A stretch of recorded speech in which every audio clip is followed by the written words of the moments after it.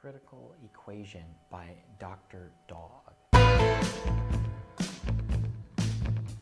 My gosh, Dr. Dog is the indie psychedelic folk rock band from Philadelphia, Pennsylvania.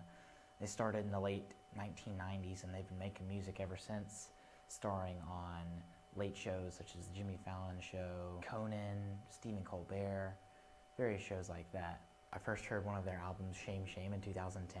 I didn't hear it the year it came out, but I heard it several years ago, and I was like, I don't know if I like this or not. I loved Where'd All the Time Go, which is one of the singles from that album, and I just absolutely fell in love with that.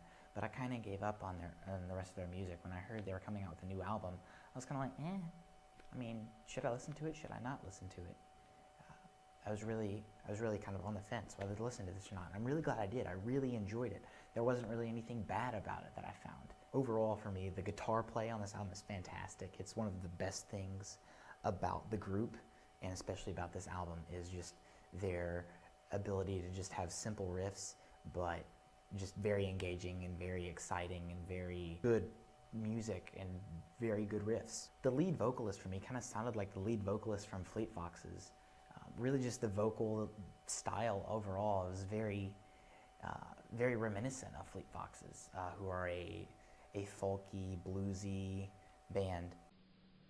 The album to me really sounded very funky, very indie, psychedelic folk, and with some very good acoustic guitar, some very good electric guitar, just kind of a good balance in between those two. The first 3 tracks on this album are very similar sounding to each other, but at the same time they had their distinctions, and I really admired that about this. That it all sounded kind of the same.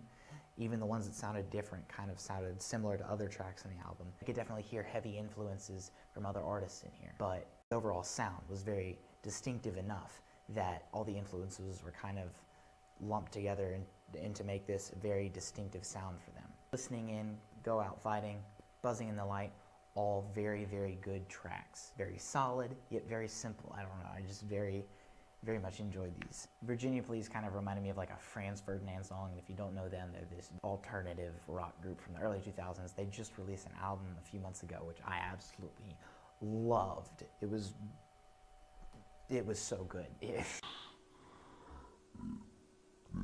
There was a lot of bass from that track that really sounded a lot like Franz Ferdinand, and really the bass from the whole album kind of drew from that. The track Night was very somber, very sweet. It starts off with just that acoustic, very simple, just strumming pattern, and very just simple chords on the piano, and then just the simple drum beat. And later in the song you add in the electric and the synths and just all the psychedelic stuff, and it really adds so much depth to the track. It presents a really eerie yet still super sweet sound. Under the Wheels, my gosh, is this track amazing.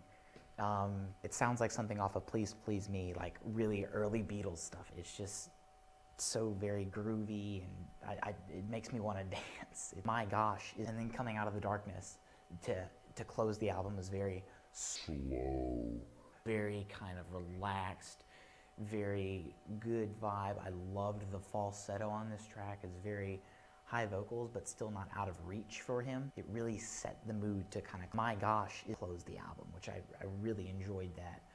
I honestly think this is gonna make me wanna go back and listen to their older stuff, which I'm really upset now that I've listened to this album. I'm really upset that I've kind of missed out. Even if it's not as good, I'm still gonna go back, I'm still gonna listen, see the good elements that they pulled from those albums, see where they improved from those old albums. Overall, I'm feeling a strong, very high 7 out of 10, and